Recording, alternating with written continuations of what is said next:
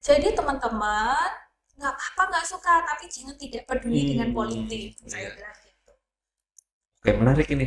Tidak apa-apa, tidak suka dengan politik, tapi jangan sampai apatis ya. Iya, betul. Iya.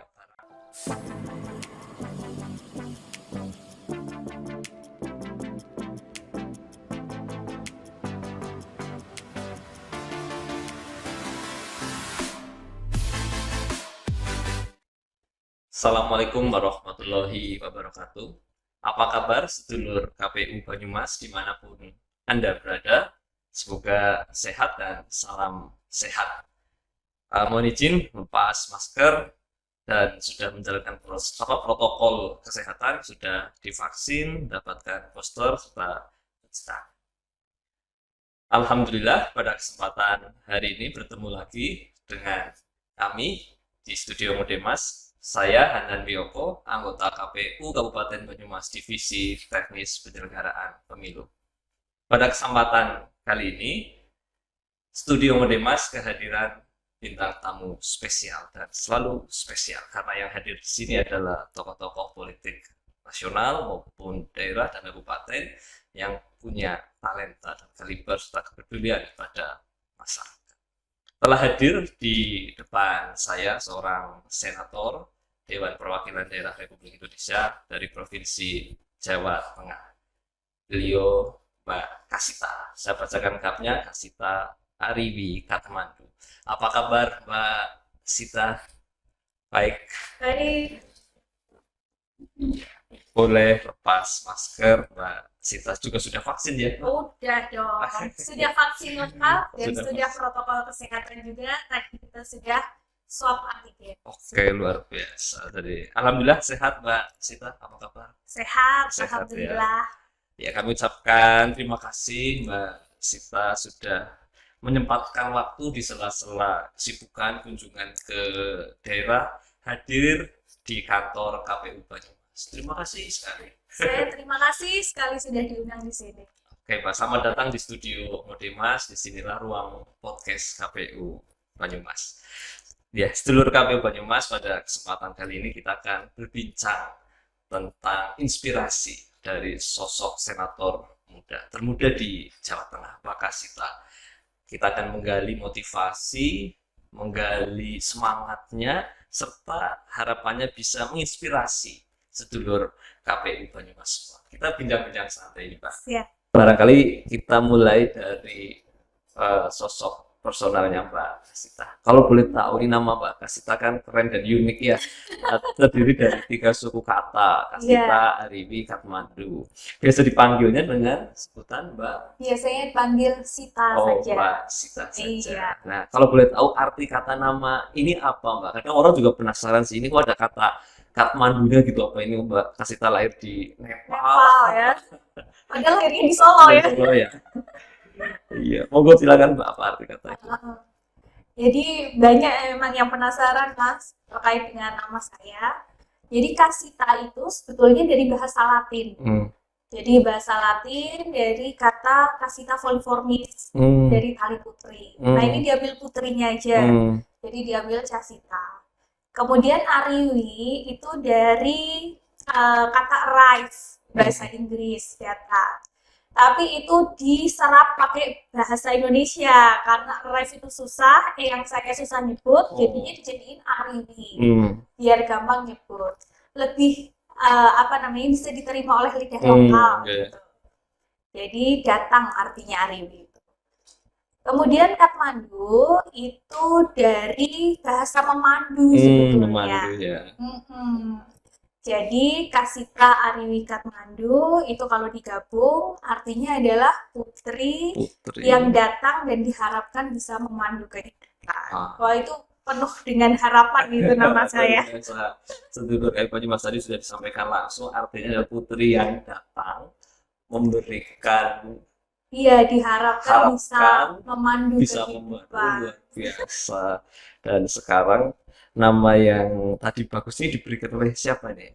Ayah, bapak, atau tadi ayah? Itu gabungan Gabungan. gabungan tapi ini lebih hasil tirakatnya Eyang dan bapak saya ini kayaknya. Ya, perlu saya sampaikan Mbak Kasita ini adalah putri dari Insinyur Bambang Wuryanto MBA, jadi tokoh politisi dari PDIP, kondang di Jawa Tengah maupun nasional. Barangkali tadi sebelum sudah tahu ini namanya adalah gabungan dari pemberian Eyang dan Bapak. Iya, betul. Oke Mbak Kasita, tadi sosok nama, lalu ini apa sih yang memotivasi barangkali Mbak Kasita di umur yang muda terjun ke politik itu? Siapa sih guru politiknya dan motivasi paling besar datang dari siapa? Kalau ditanyakan guru politik ya tentu kita lahirin keluarga politik ya. Jadi ini kan apa sudah terbangun sebetulnya sejak kecil itu mindset kita itu semuanya pasti bersentuhan dengan politik gitu. Nah, dulu ketika pertama masuk ini kan nggak serta-merta ya. Jadi di perbankan dulu. Nah, kemudian sembari kita bekerja di perbankan, kita juga masih ada komunikasi juga dengan teman-teman yang ada di politik gitu. Sampai akhirnya memutuskan, oke, ini kita turun masuk ke dalam politik. Oke, jadi Iya. Mbak Kasita yang sudah dari muda, dari kecil bahkan ya sudah terbiasa melihat aktivitas perpolitikan yang digeluti oleh orang tua gitu ya. Kemudian ini Iya. sudah menjadi menyatu barangkali dengan jiwa Mbak Kasita meskipun dia awali di perbankan, lalu seiring berkembangnya waktu tertarik ke bidang politik. Iya. Motivasinya apa Mbak paling besar masuk ke politik? Apa sih yang dilihat dari seorang Kasita di bidang politik gitu? Sebetulnya gini, dulu ketika pertama kali mau masuk politik, itu pemikirannya adalah kalau misalnya kita masuk dalam politik itu kita bisa memberikan kemanfaatan lebih besar, Kemanfaatan ya. kan gitu. Karena semua yang ada di negara ini semuanya produk politik, Betul. gitu. Bersentuhan dengan politik. Bersentuhan itu pasti bersentuhan dengan politik. Makanya kita berpikir, oke, kalau misalnya kita masuk politik, itu artinya kita bisa memberikan kemanfaatan yang lebih besar kepada masyarakat. Nah, sekarang Mbak diceritakan di DPD Mbak Kasita ini bidang apa, tugasnya apa, atau barangkali jadi ceritakan sedulur KP Banyumas apa itu DPD tugasnya gitu. Biar bisa membedakan, karena kan orang salah mengira ya DPD Iya. itu hampir samakah dengan DPRD gitu, apakah DPD kantornya di Semarang gitu. Iya. Gimana Mbak Kasita, silahkan. Mungkin sebelum saya cerita ya, Iya. ini saya mau cerita dulu pengalaman saya ketika masuk pertama kali jadi DPD RI. Waktu itu saya ada kampanye di satu daerah di Solo, Solo Raya, area Solo Raya. Nah, di situ saya coba untuk kasih tebak-tebakan waktu itu, kasih kuis ke masyarakat, ke teman-teman yang datang. Saya tanyakan, ada nggak yang bisa menyebutkan 4 nama DPD RI yang ada sekarang? Terus nggak usah 4 deh, 1 aja boleh, gitu kan? Akhirnya adalah itu ibu-ibu PD, "Kulo Mbak Sita, saya Mbak Sita." Naik ke atas panggung, kemudian dia bilang, dia sebutkanlah nama salah satu ketua partai di Jawa Tengah. Terus saya tanya, "Bu, ini kok DPD partai?" Aku bilang gitu, "Bukan DPD RI." Loh, ya kan dia Mbak Sita, beda ya Mbak? Beda.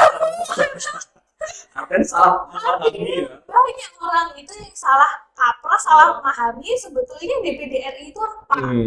Bahkan salah kaprahnya itu disamakan dengan DPD partai gitu. Iya, jadi ya ini mungkin tugas kita bersama bahwa DPD RI itu kurang dikenal oleh masyarakat. Dan itu adalah merupakan salah satu unsur dari lembaga tinggi negara. Nah, makanya ketika saya turun ke masyarakat, itu biasanya saya selipkan ya sedikitlah pengetahuan tentang DPD RI itu apa. Supaya tugas kita besok teman-teman penyelenggara pemilu juga di 2024 kita lebih mudah lah untuk edukasinya terkait dengan DPD RI. Kebetulan saya di DPD RI ditugaskan di Komite 4. Jadi di DPD RI itu ada 4 komite dan saya bertugas di Komite 4 terkait dengan perekonomian, kemudian UMKM, perbankan, Hmm. pokoknya yang terkait dengan keuangan. Hmm. Oke. Lalu apa Mbak tugas-tugasnya barangkali dengan usulan dari masyarakat itu seperti apa? Menampung, terus bagaimana proses mekanismenya gitu? Ya, sebetulnya tugas DPD RI itu utamanya itu ada di bidang legislasi sebetulnya. Jadi kita ada bidang legislasi, kemudian juga ada pengawasan, tugas fungsi pengawasan.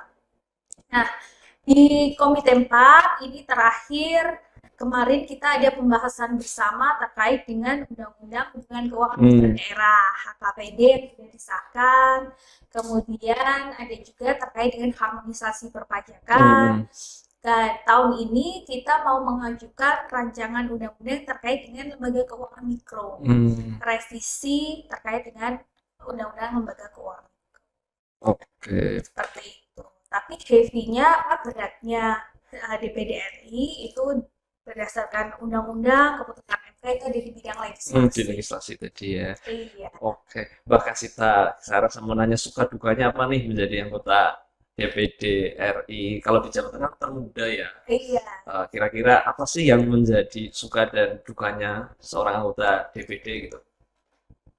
Tapi satu hal, berkat DPD menjadi anggota DPD RI, saya jadi tahu bahwa Jawa Tengah itu sedemikian luas. Ya, luas Banget, ya. ya ampun Mas. Penduduknya juga banyak. Banyak, daerahnya luas. Beragam budaya. Iya, betul. Ada satu kabupaten itu berbatasan langsung sama Jawa Barat, bahasa daerahnya sudah bahasa Sunda, Iya, ya kan? Cilacap ya, misalnya itu. Cilacap, kemudian Brebes, kemudian ke Blora kita harus lewat tol yang lewati Jawa Timur ya. Jadi memang di DPD RI menjadi anggota DPD RI ini kita jadi lebih mengenal daerah kita sendiri. Ya. Oke, itu dari sukanya. Jadi sering berkunjung konstituen, terus menyapa konstituen, mengenali daerah, menyerap permasalahan, memperjuangkan tadi di tingkatan legislasi sana ya. Betul. Oke. Terus ini Mbak Kasita, sebagai seorang yang masih muda terjun ke dunia politik, apa sih yang kemudian Mbak Kasita lihat terhadap ini peran anak-anak muda atau milenial di bidang politik? Saat ini menurut Mbak Kasita sudah anak muda ini mau nggak sih terjun ke politik?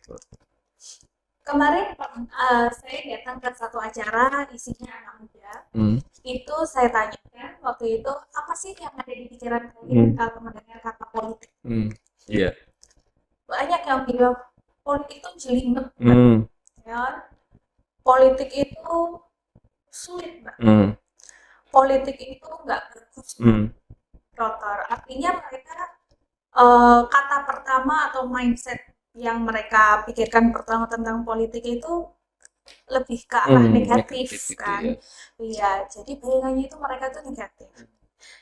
Gitu. Nah, mungkin yang harus kita bareng-bareng bangun itu adalah narasi bahwa politik itu sebetulnya bisa bermanfaat untuk banyak orang kan gitu.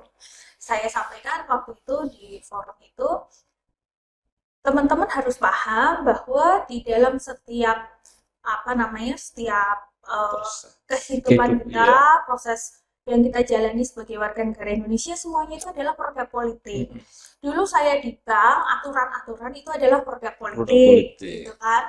Kemudian saya kerja di consulting, itu aturan-aturannya yang harus kita baca tiap hari itu adalah produk politik juga. Jadi teman-teman, nggak apa-apa nggak suka, tapi jangan tidak peduli dengan politik. Saya bilang gitu.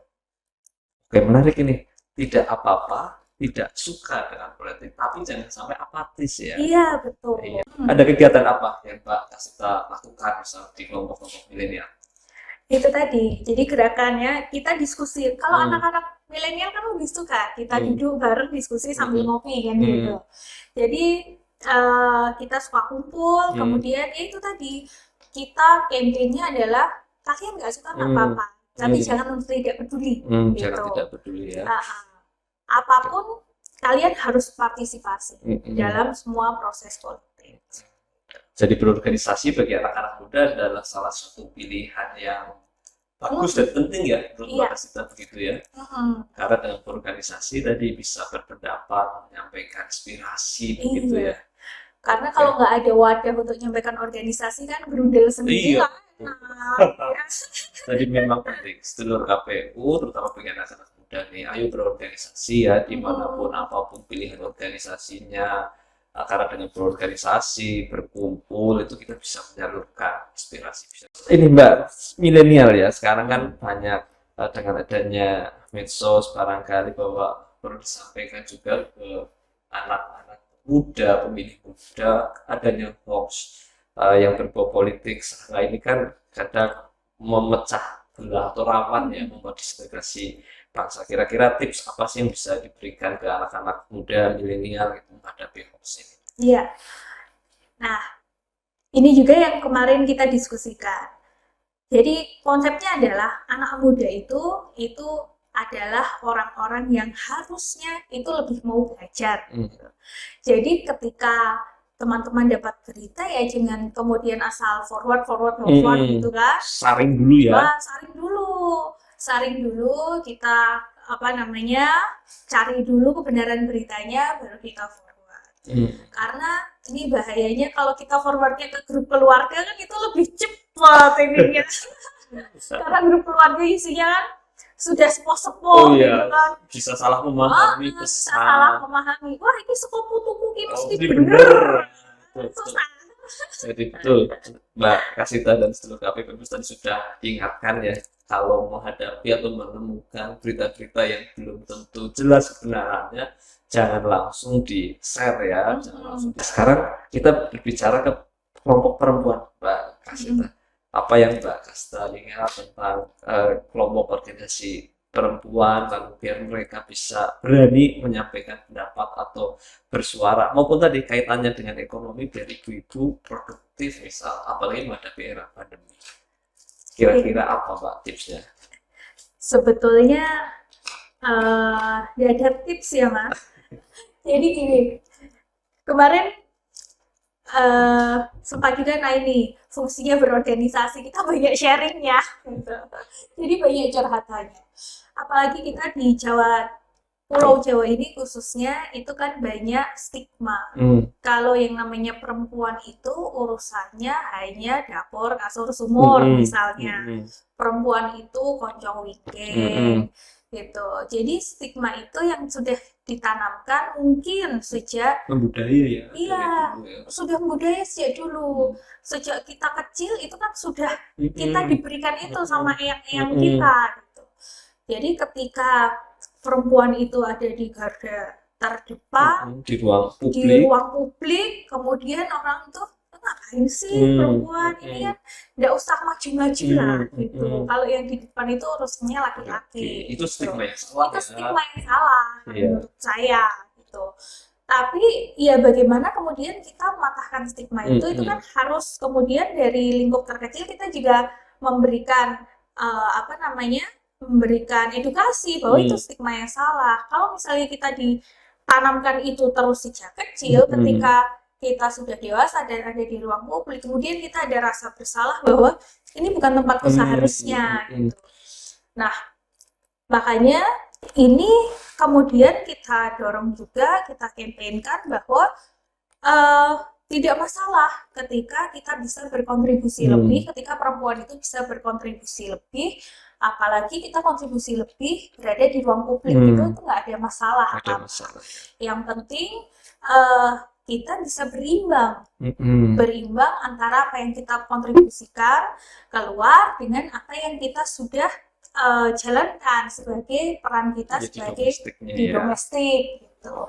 Kalau kata keluarga saya, kalau wong urip kuwi kudu memayu hayuning gawono kan gitu. Orang ketika hidup itu kamu harus bisa membuat lingkunganmu itu lebih cantik, lebih ayu gitu kan. Nah, membuat lingkungan lebih ayu itu yang paling pertama itu adalah lingkungan keluargamu. Bawono alitmu dulu. Bawono alit itu keluarga kecil dulu. Dunia kecilmu itu adalah keluarga. Jadi keluargamu itu harus ayu dulu. Nah, Kalau keluargamu sudah cantik, udah terpenuhi, Bagus nih. silakan kamu kemudian ke Bawono Tengah, ke masyarakat gitu. Jadi itu yang kita pegang. Oke, luar biasa sedulur Gitu. KP Banyumas tadi sudah mendengar langsung falsafah hidup barangkali Iya. dari seorang Elsita yang disampaikan dari ajaran-ajaran baik dari keluarganya. Luar biasa tadi apa yang disampaikan tentang konsep kesetaraan gender. Dan barangkali terus perlu diperjuangkan tadi di kaukus Perempuan parlemen. perempuan parlemen. Iya. Ini apa yang dilakukan Mbak di dalam Jadi itu? kaukus perempuan parlemen itu adalah kumpulan anggota DPR RI yang perempuan dan DPD RI yang perempuan. Jadi kita bergabung, kita di situ punya wadah lah untuk kaukus, Organisasi ya, yang ya perempuan. wadah organisasi untuk perempuan-perempuan yang ada di Senayan, yang ada di parlemen. Nah ini kita di sini kita diskusi misalnya undang-undang yang memang terkait dengan perempuan. Jadi yang terakhir itu yang tentang tindak pidana kekerasan seksual TPKS yang lagi ngehits itu. Iya, tuh. Oh itu kita diskusikan terus. Diskusikan juga di dalamnya. Di Jadi dalam perempuan juga ikut situ. berkumpul, membahas. Ya, berkumpul, membahas, dan kita lewat alat-alat kelengkapan dewannya, kita bisa di situ mendorong sebagaimana yang sudah kita bahas di dalam KPPRI ini.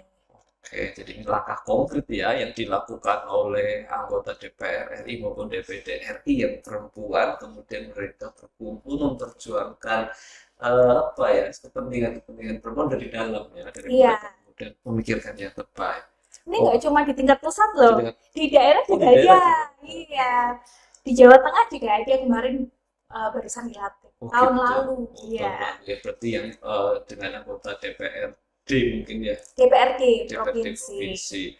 Oke, begitu luar biasa sedulur KPU Banyumas sudah disimak tadi ada beberapa ada petua bijak nih.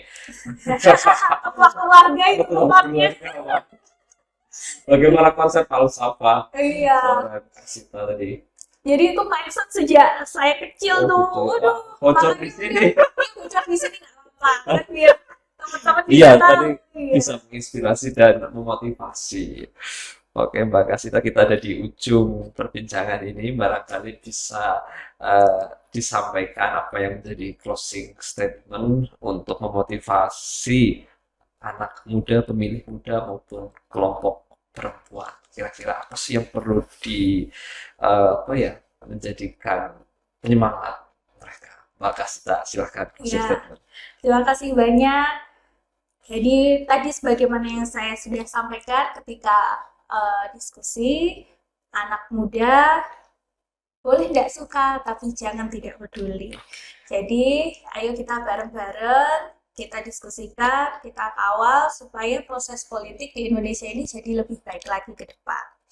Kemudian untuk teman-teman perempuan, jangan kecil hati, jangan merasa tidak pantas karena ruang publik itu terbuka untuk siapa saja. Jadi, ayo kita juga sama-sama bisa kontribusi nyata untuk Indonesia. Mantap, luar biasa. Ada 2 poin ya, saya tidak perlu lagi menguraikan, tadi sudah luar biasa, mendalam. Saya aja yang mendengar bisa ikut. Aduh, demikian sedulur KPU Banyumas perbincangan bersama Senator DPD RI Mbak Sita. Sekali lagi ucapkan terima kasih sudah hadir di sini. Lalu yang kedua, luar biasa apa yang disampaikan pada saya yang mendengarkan langsung maupun pada para netizen. Semoga tadi bisa menginspirasi, bisa memotivasi, dan mereka tergerak tadi yang anak muda bisa lebih peduli, lebih aktif dalam politik. Lalu untuk yang perempuan bisa tadi untuk tidak malu, mau berjuang, mau menyampaikan aspirasi, menyeimbangkan domestik dengan publik. Saya kira demikian, Mbak. Terima kasih, Mbak Kasita. Demikian sedulur KPU Banyumas. Kita ketemu lagi dalam dialog-dialog dengan wakil rakyat, menyapa yang lainnya, tentunya juga akan dihadiri oleh tokoh politik. Saya mohon maaf apabila ada kesalahan, Mbak Kasita. Mohon maaf, sedulur KPU Banyumas. Kita bertemu lagi. Saya akhiri. Wassalamualaikum warahmatullahi wabarakatuh. Terima kasih. Terima kasih.